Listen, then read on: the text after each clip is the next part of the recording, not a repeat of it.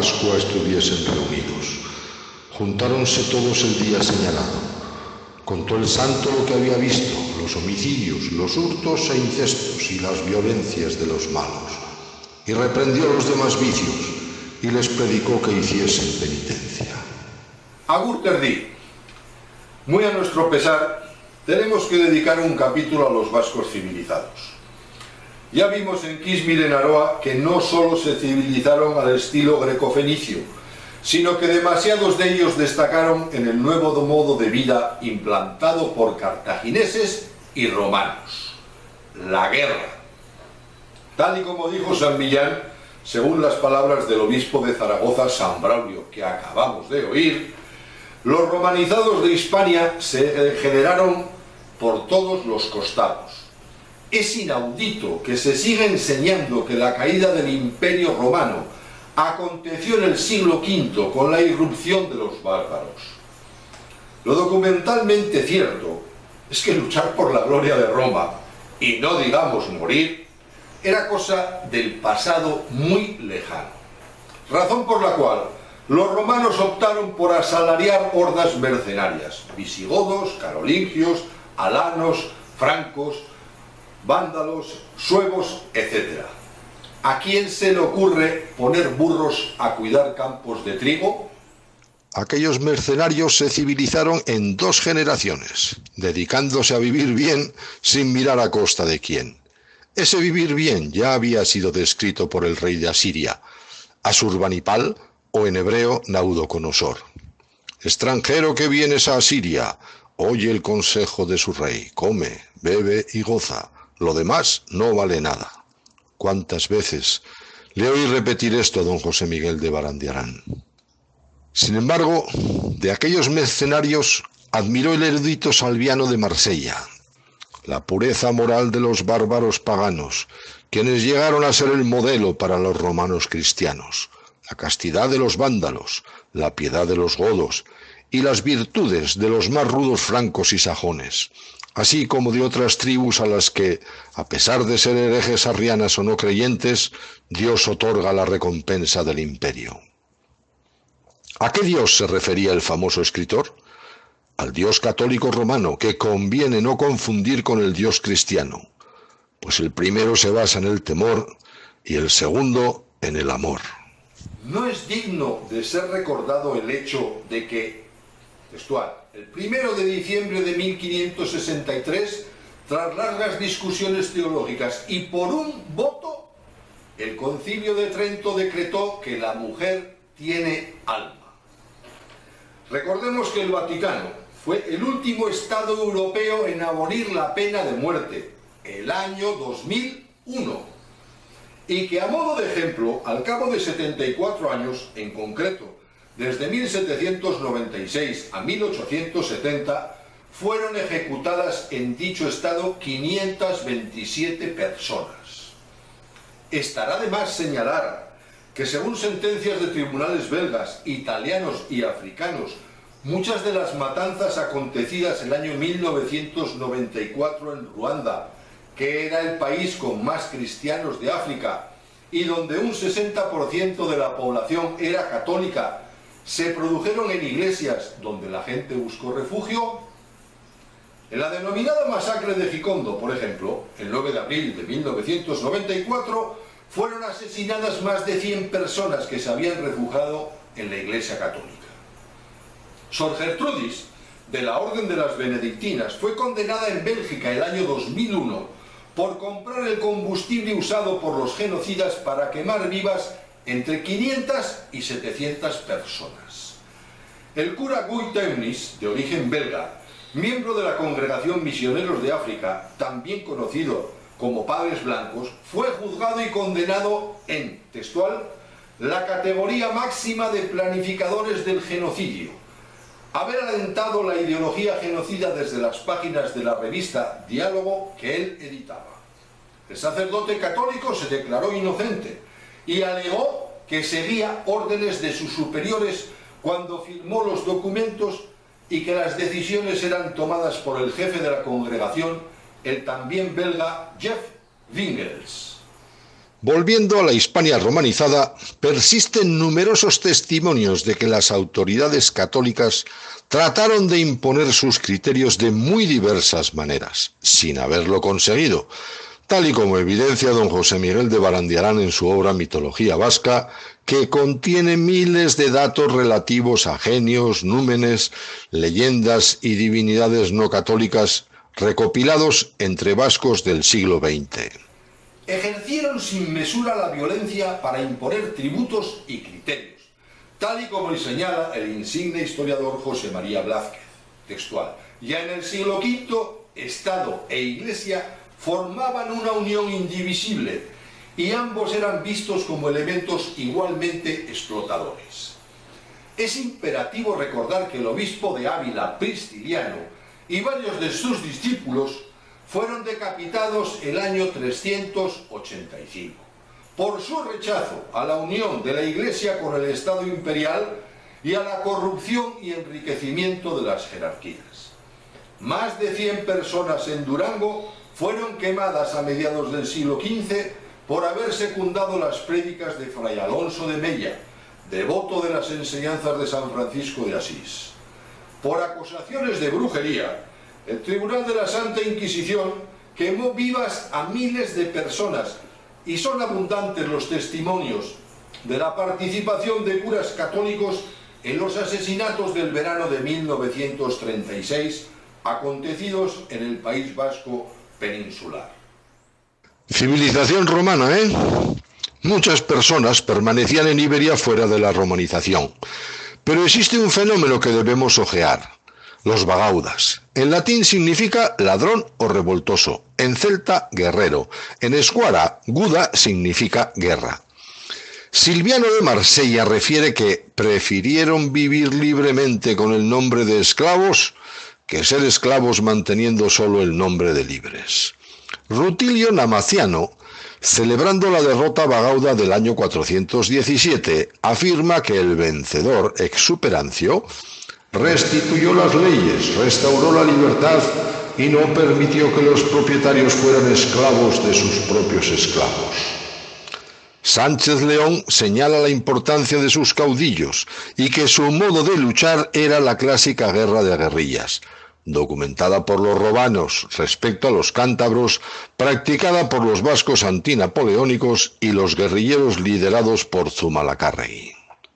A pesar de que los historiadores denominan bagaudas a insurrecciones datadas desde el año 235, Pérez Agorreta estableció que la población de Araciel, entre Corella y Alfaro, está vinculada con los Aracelitanorum Bacaudarum del siglo V. No existe acuerdo respecto a si era el lugar de origen de los grupos bagáudicos o uno de los escenarios de la capitulación ante Merobaudes, en el año 443. Aliados con el rey suevo Requiario, combatieron a terratenientes en Galicia y el Valle del Ebro. En el año 449, liderados por Basilio, asaltaron Tarazona, ejecutando a los visigodos recién federados con los romanos y al obispo de la ciudad, León. Aliados con los suevos, saquearon Zaragoza y Lérida. Se da como probado que el 453, Federico, hermano del rey visigodo Teodorico II, sofocó a los Bagaudac, pero el hecho de que todos los cronistas de los reyes visigodos afirmasen de sus mentores Vasconit vincit, venció a los vascones, demuestra que sobrevivió una sólida resistencia.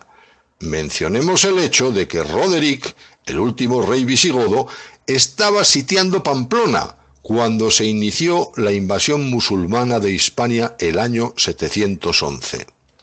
Año de 717 a 20 de enero en esta iglesia de San Pedro de la Valle de Borunda. Fue electo y ungido por primer rey de Navarra, García Ximénez, y esta elección confirmó el mismo año el Papa Gregorio II, como parece por su bula, que la tiene la dicha valle en su archivo. Fue reedificada esta iglesia el año de 1647. Todavía podemos leer esta inscripción en el dintel de la ermita. La bula fue reconocida en diversas ocasiones por tribunales navarros y está publicada por Rafael Carasatorre. En el Códice de Mellao de Roda, que nadie sabe dónde ni cuándo fue redactado ni compilado sus diferentes documentos, consta que el primer rey de Navarra fue Eneco Aritza. Sin embargo, en las crónicas de San Juan de la Peña consta que Aritza reinó por haber fallecido sin hijos el rey Exemen García, resultando así ser el quinto rey de Sobrarbe, no de Navarra. Los historiadores árabes mencionan diversos reyes, pero ni rastro de Aritza. Carlos de Trastámara y Évreux, nacido en Peñafiel y fenecido en Barcelona, rey de Navarra, pero más conocido como príncipe de Viana, en su famosa crónica de los reyes de Navarra, sostiene que fue en el Valle de Yerri, donde resultó electo el primer rey de Navarra.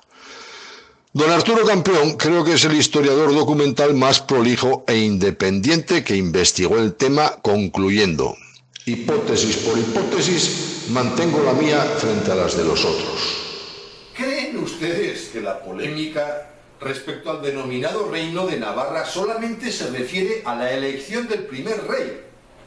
El nombre mismo del reino es otro galimatías de mucho cuidado, pues el primero que se intituló rey de Navarra fue Sancho VII el Fuerte, fenecido en 1234, el último, por cierto, de las dinastías aborígenes. Y si creen que los asuntos del vetusto reino son cosa del pasado y de historiadores documentales, se equivocan. Hace años que deambula un movimiento político afirmando que dicho reino fue el único ente político que aglutinó a todos los vascos, y un montón de inexactitudes más. No soy historiador documental, pero Sancho III el Mayor fue el monarca de origen pirenaico que más títulos acaparó. En un diploma del año 1030 se intitula Regnante in Nájera et in Castilla et in Legione León. En otro de 1031 se intitula Hispaniarum Rex. En el anverso de una moneda que acuñó en Nájera figura Imperator. Y en documento fechado el 13 de enero de 1034, Ego Rex, Imperator in Castilla, et in Pampilona, et in Aragone, et in Superarbi, et in Ripacurcia. Ni rastro de rey de Navarra. Y no digamos rey de todos los vascos. Pero pongamos atención a dos aspectos humanísticos dignos de mérito. La monarquía no fue un invento de la buena gente vasca, sino de los valderos que vivían de las incursiones que hacían en territorios ocupados por los árabes. Así consta en el prólogo del Fuero General de Navarra. Hubo gran cabalgada et envidia entre ellos, et sobre las cabalgadas batallaban, et tuvieron acuerdo que enviasen a Roma por consellar cómo farían al apostólico Aldebano que era entonces, e otrosi a Lombardía, que son hombres de gran justicia, et a Francia, e estos enviáronles decir que hubiesen rey por qui se caudillasen. Los vascos, conociendo bien lo que fueron los imperatores romanos y sus descendientes, los reyes visigodos, dejaron constancia de que antes que reyes hubo leyes, como podemos leer en los fueros de Aragón, y de que la costumbre hace ley, como se afirmaba en el reino de Navarra. Quede bien claro que los vascos civilizados adoptaron la monarquía, pero que la buena gente fue la inventora de la monarquía constitucional. Y dicho sea de paso, 400 años antes que los ingleses, hecho vinculado al hermanastro de Ricardo Corazón de León, rey inglés desposado con Berenguela, hija de Sancho VI el Sabio de Navarra. En el capítulo dedicado a la época de los vecinos ahondaremos en otros aspectos vitales que la buena gente supo imponer a los caballeros valderos y sus instituciones, ralentizando el avance de la civilización indoeuropea sin conseguir detenerlo. Pero, ¿quiénes eran estos caballeros? Observando su modo de vivir, son la continuación de los mercenarios iberos y de los enmarcados en el término bagauda, más conocidos como señores feudales. En Escuara se les denominó andiquis, concepto peyorativo de grande, jaunchoac, peyorativo de hombre libre o señor, guixahuec, etc. La expresión tomar algo de balde significa tomar algo sin dar nada a cambio y proviene del modo de vida de estos tipos, caballeros que robaban y estragaban la tierra. Contra esta gentuza reaccionó la buena gente redactando fueros y formando hermandades armadas. Al son de campanas y de cuernos, todos los hombres honrados salían armados contra los malvados, con o sin permiso de las autoridades. Conviene tener en cuenta que Sancho Ramírez, rey de Pamplona y de Aragón, ya en el año 1090 convocó cortes en Huarte, Pamplona, donde se reunieron, como dicen los documentos, todos los príncipes, o sea, los señores principales de Pamplona y gran multitud del pueblo, quitando todos los malos usos que había entre ellos. Eso dice el documento. Sin embargo, los hechos posteriores demuestran que por las buenas, la gente de bien no consiguió nada positivo de los señores principales. En el fuero del Valle de la Burunda, que data del siglo XIII y tomó por modelo al de Logroño, inspirado a su vez en el de Nájera, que es del año 1020, consta que ningún sayón ni merino entrase en sus casas para tomarles nada por fuerza, y que si entrase fuese muerto y solo pagasen por el homicidio 3 meajas. Si alguno fuese acusado de hurto, jurando el acusado con 6 hombres buenos que no lo cometió, fuese absuelto. Si sobre sayonía, amnuda, mañería ni vereda, algún señor, merino o sayón les quisiese hacer fuerza, fuesen muertos y no pagasen homicidio. ¿No se preguntan ustedes qué clase de reino implementaron los reyes de Navarra, toda vez que sus funcionarios eran también mirados por la buena gente? La historia personal de todas las raleas que reinaron en Navarra está plagada de asesinatos, traiciones, incumplimiento de tratados, toma y entrega de rehenes, matrimonios concertados, concubinatos, nepotismo, latrocinios, donaciones a monasterios y entes católicos para obtener el reconocimiento del Vaticano, así como guerras de muy diverso calado para conseguir territorios, mantener el poder, exterminar enemigos, etc. Don Arturo Campión trató de plasmar lo que consideró bueno en dichos personajes, pero reconoció, textual: el monarca montañés, con yelmo por corona y espada por cetro, no ha de tardar mucho tiempo en convertirse en una especie de varón feudal, atento a reanudar, en medio de la barbarie y grosería que le rodea, las tradiciones de la vida palaciana. ¿Quién podrá rebatir documentos en mano, como exige la historia documental, esta descripción de don José Yanguas y Miranda? Lo cierto es que, desde que podemos guiarnos por los documentos de los archivos, encontramos a los reyes del Pirineo tan absolutamente propietarios de todo como lo eran los últimos emperadores romanos. Vemos una clase de hombres llamados villanos, dedicados exclusivamente a la agricultura con servidumbres personales. Y vemos finalmente a los reyes hacer donaciones de inmensos terrenos y de pueblos enteros a los monasterios e iglesias, como los hacían los monarcas franceses. Los villanos nada poseían en propiedad, como queda dicho, y solo tenían el derecho de transmitir sus heredades pecheras a los parientes, desde abuelo a primo hermano. A falta de ellos, debían volver al rey o a los señores solariegos, que también eran dueños de villanos. Los Ajaide Nagusiak, o parientes mayores, fueron tan célebres por sus barbaridades humanísticas como las raleas monárquicas de Navarra, y gozaron de gran independencia. Su objetivo vital está condensado en un lema: ¿quién vale más? Según testimonio de uno de ellos, Lope García de Salazar. Al margen de los clérigos católicos fundaron monasterios, iglesias y hospitales de peregrinos para cobrar los diezmos. Construían fortificaciones para vivir de los impuestos que imponían. No dudaban en aplicar la violencia, llegando incluso a desafiar a muerte a los habitantes de pueblos enteros.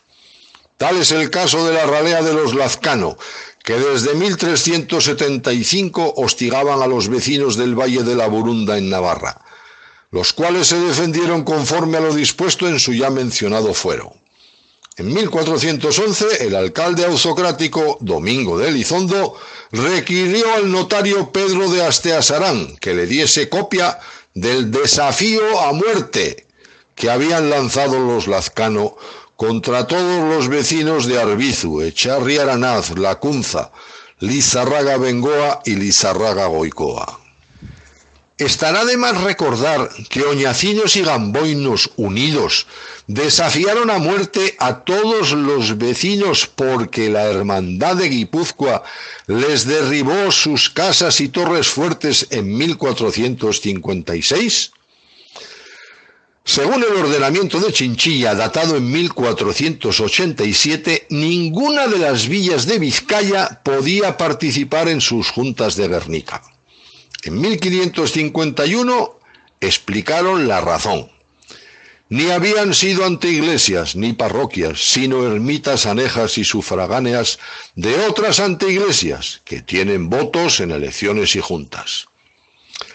Derio fue la primera villa vizcaína en ser admitida el año 1628, pero el Valle de Orozco no se integró hasta 1785.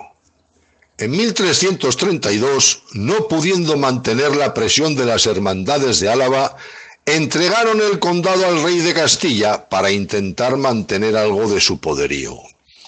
Afortunadamente, por su quién vale más, se mataron por centenares entre ellos hasta el punto de tener que recurrir al amparo de los reyes de Castilla, que los emplearon en el sometimiento de Al-Ándalus tanto como en la conquista de América. Y fueron languideciendo pese a los matrimonios de conveniencia posteriormente con Diruandikis. Siendo más de lo mismo, me niego a mencionar hechos vinculados con los señoríos, ducados, reinos o como quiera que los historiadores documentales gusten denominar a lo de Aquitania, Gascuña, Vasconia, Toulouse, etc.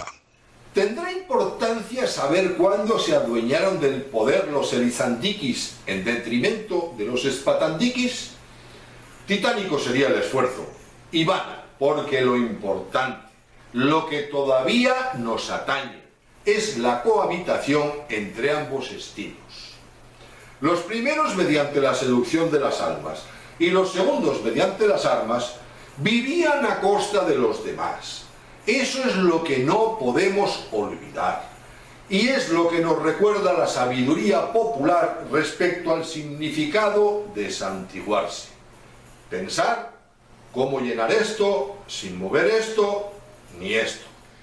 Más de 1200 años duró la guerra librada en Escualerría por el catolicismo contra el cristianismo. Las enseñanzas del maestro de Nazaret tuvieron en los anacoretas pirenaicos su medio de difusión. Alfio, Cerino, Filedalfio, Fermín de Pompaelo, Foix de Agen, en el Valle de Arán, Felices, Aurea, Potamia, Prudencio, Rictrudis, la Rosa del Pirineo, que tuvo 4 hijos santos, Closenda, Eusebia, Mauronto y Aldasenda, Virila, el abad de Leire, que vivió 300 años, extasiado con el canto de un ruiseñor. El más afamado de los anacoretas fue Aemilianus o Millán, artzaina pastor oriundo de Berceo en La Rioja, quien fundó una laura o comunidad en la Sierra de Arandio, también conocida como de la Demanda. Allí vivió hasta los 101 años en compañía de santos varones como Aselo, Cotonato, Geroncio, Sofronio, etc., y mujeres santas como Potamia o Aurea. ¿Quién podría testimoniar su modo de vida en montañas recónditas? Los Artzainak, principalmente. ¿Quiénes podían prestar oído a sus enseñanzas? las personas que vivían al margen de la civilización romana. La Iglesia Católica de Roma, establecida en las zonas feraces y viviendo del sudor ajeno, los persiguió por negarse a recaudar diezmos, según consta en el Concilio de Zaragoza del año 380, tanto como por predicar con su ejemplo las enseñanzas del Maestro Jesús de Nazaret. Mentira será eso de que a Dios rogando y con el mazo dando. Al estilo de los emperadores de Roma, los papas contrataron mercenarios para instaurar su sacro imperio romano. En el acto de coronación de Carlos I de Castilla y V de Alemania, consta la fórmula que se vociferó 3 veces consecutivas. A Carlos, muy piadoso, augusto coronado por Dios, grande y pacífico emperador, vida y victoria. Claro que a veces declarar a su madre loca para poder reinar en Castilla muestra la civilizada educación que Adriano de Utrecht, futuro papa Adriano VI, impartió desde los 9 años a este Carlos, emperador del Sacro Imperio Romano, alias el César. Augusto coronado por Dios, que conste, En 1526 y 1527, sus ejércitos, textual, destruyeron y despojaron de todo objeto precioso iglesias y monasterios, además de palacios de prelados y cardenales. Incluso los cardenales proimperiales tuvieron que pagar para proteger su riqueza. En aquellos saqueos de Roma se baraja la cifra de 40.000 civiles muertos.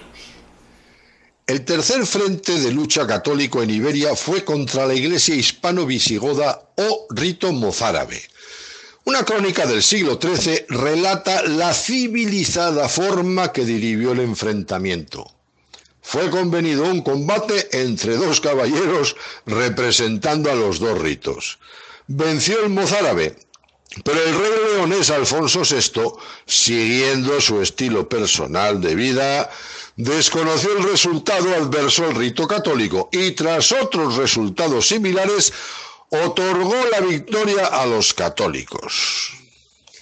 La Iglesia Católica fue tejiendo su Sacro Imperio Romano mediante la creación de una red de monasterios que en realidad eran sedes recaudatorias de dinero y bienes, tanto como centros de adoctrinamiento para convertir a los hermanos cristianos en soldados de su Dios católico. Soldados capaces de torturar, matar, robar, traicionar, quemar y violar incluso menores de edad. No están enjuiciados actualmente por violación de varones y hembras sacerdotes católicos en Argentina, Chile, Colombia, Costa Rica, Ecuador, España, Estados Unidos, Euskadi, India, Irlanda, México y Navarra? Estoy harto, hastiado de tanta maldad, saturado por tanta civilización. Pero algo que nos conviene corregir respecto al tercer grupo de antiquis, los diruantiquis, herederos de febriles forjadores de hierro, fabricantes de barcos, cazadores de ballenas, saladores de bacalao, mineros, marinos, mercantes y comerciantes, surgió una saga de hombres que trajo mucha prosperidad económica a los vascos, atribuyéndoseles un lema, en Sevilla, por ejemplo, antes paisano que Dios. Los mexicanoac, por ejemplo, salieron victoriosos del pulso que mantuvieron con el jefe de la Iglesia Católica en México, desde 1749 hasta 1766, acerca del Colegio de las Vizcaínas, institución que todavía sigue vigente.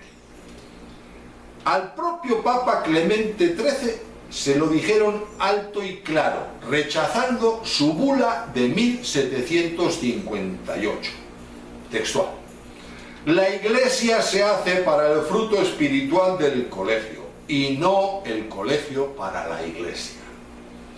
Resulta muy esclarecedor el artículo 6 de sus estatutos, redactados por José Eguiara y Eguren, rector de la Universidad Real y Pontificia de México, y Francisco Xavier de Gamboa, famoso abogado, impidiendo a, textual, persona alguna para convertirlo en monasterio de religiosas, beatas u otro instituto que se ligue con votos solemnes o simples, y se declara nulo, de ningún valor ni efecto cuanto en contrario se hiciere, disponer, aunque intervenga el consentimiento del rector, diputados, rectores pasados, tesorero y todas las colegialas.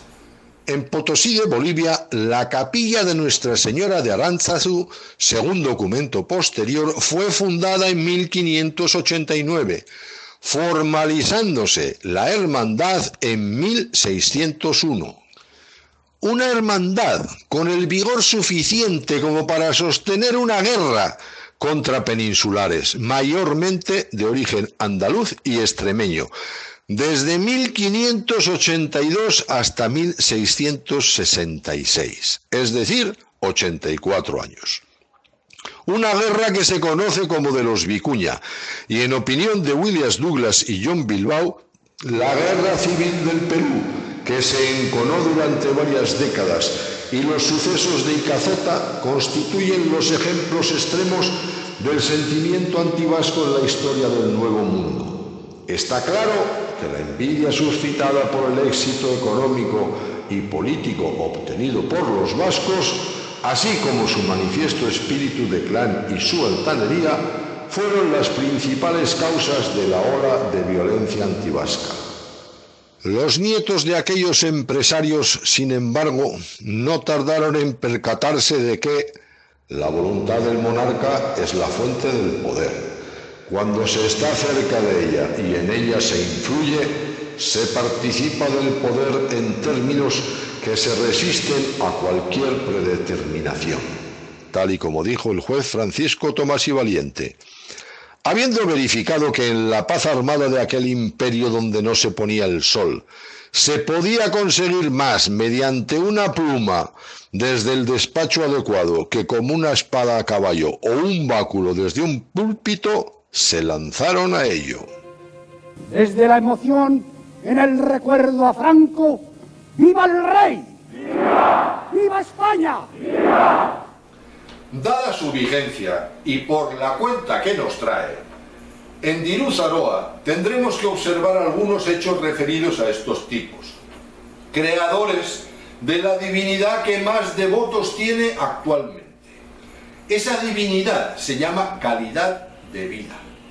Su prédica es muy sencilla: el dinero atrae la felicidad, tratando de ocultar la gran verdad cultural. El bienestar material no conlleva estar bien con uno mismo. Estar bien con uno mismo, según Confucio, es la felicidad humanista. Si te ha parecido bien nuestro trabajo, por favor, ayúdanos a difundirlo.